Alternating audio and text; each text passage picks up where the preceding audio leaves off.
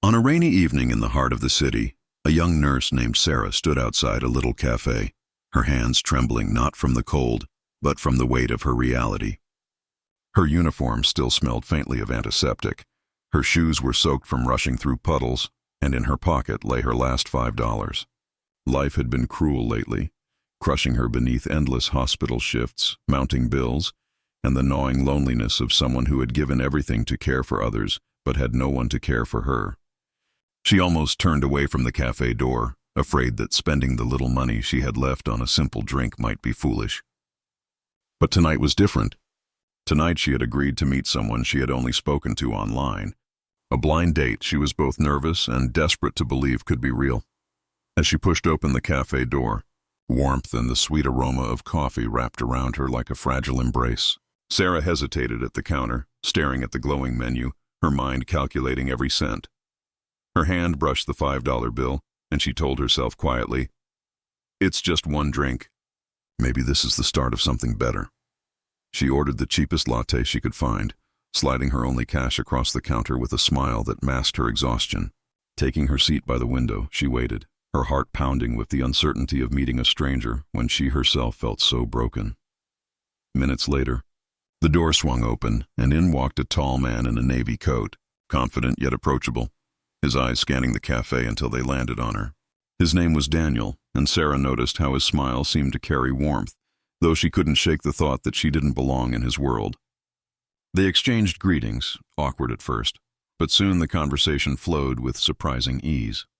He asked her about her work, and she spoke of her patients, the long nights at the hospital, and the joy of saving lives, even when it meant sacrificing her own comfort. Daniel listened closely, not just with politeness but with genuine attention, and that made Sarah's chest ache in a way she hadn't felt for years.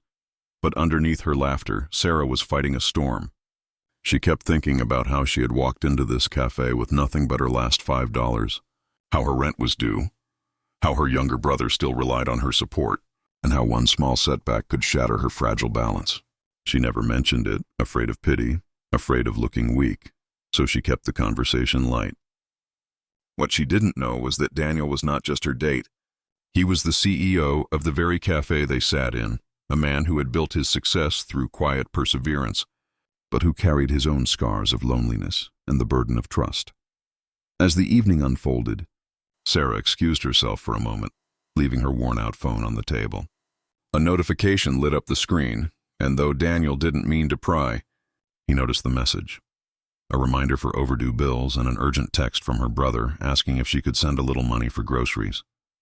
Daniel's chest tightened, realizing the woman sitting across from him, the woman whose laughter carried strength, was struggling in silence. When Sarah returned, her smile was as brave as before, but now Daniel saw the courage hidden behind it.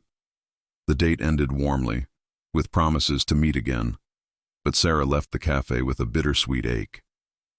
She walked home in the drizzle, clutching her empty wallet, whispering to herself that maybe happiness was not for people like her. The next morning, however, everything changed. As she walked into her hospital shift, a delivery arrived for her at the front desk, a bouquet of fresh lilies, her favorite flower, though she had never told him, and a simple card that read, "You give so much. Let someone give back."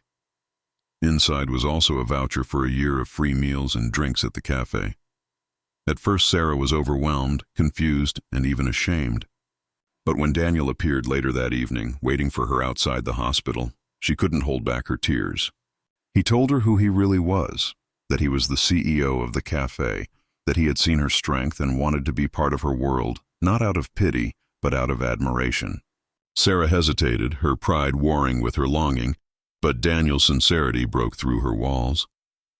He explained how he too had once been broke, building his dream brick by brick, and how he knew the loneliness of success without someone to share it with. Their story didn't transform overnight.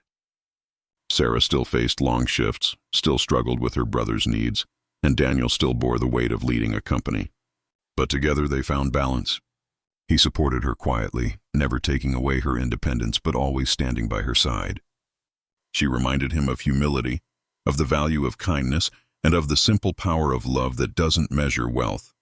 Slowly, Sarah began to realize that spending her last $5 wasn't a loss, but the beginning of everything she had been praying for. Months later, as they sat in the same cafe where it all began, Sarah looked across the table at Daniel and whispered, "That night I thought I was at my lowest point. But maybe that was the night God decided to lift me up." Daniel smiled, reaching for her hand, and replied, "Sometimes the smallest choices lead us to the biggest miracles." Their journey became a quiet reminder that no matter how heavy life feels, one act of courage, one leap of faith, can change everything. Sarah's story was not about losing her last $5. It was about gaining a future built on love, resilience, and the hope that even in the darkest moments, light can walk in through the cafe door. This story leaves us with a truth that lingers. Never underestimate the value of kindness. Never give up when life feels heavy. And never forget that sometimes the smallest sacrifice can open the door to the greatest blessing.